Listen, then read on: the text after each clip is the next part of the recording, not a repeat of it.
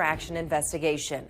A 31-year-old woman who admits to having sex with a 13-year-old boy and then becoming pregnant with his child won't face any jail time under a plea deal with prosecutors. 11 Call for Action investigative reporter Matt Kroschel is joining us live tonight. Matt, 31-year-old Andrea Serrano was facing sexual assault charges but accepted this new plea deal to stay out of prison. Adam, Serrano gave birth to a baby boy. She admitted to having sex with that 13-year-old. The victim's mother, who we're not going to identify in this story, tells us she is not happy with this deal offered to a woman she says ruined her son's life. I feel like my son's robbed of his childhood. Now he's having to be a father.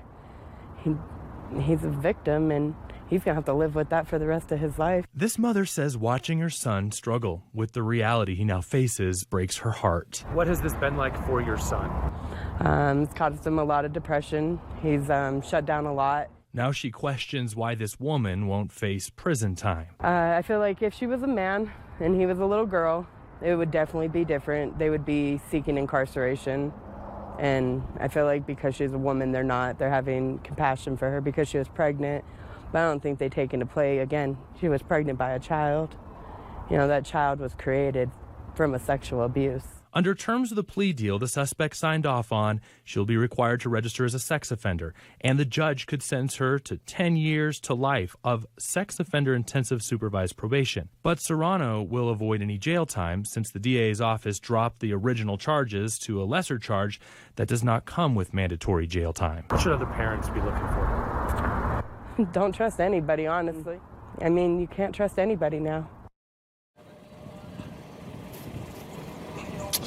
The victim's family says they are looking for the next steps in this case, and they'll actually ask the courts to give custody to the 13-year-old of this baby. Adam and Lindsay, what we do know is that Serrano has a hearing coming up in May where she will learn how much probation time she'll have. Currently, Serrano has full custody of the baby. Back to you. Okay, we'll follow up on that case. Matt, thank you. A shooting in Pueblo is now under investigation.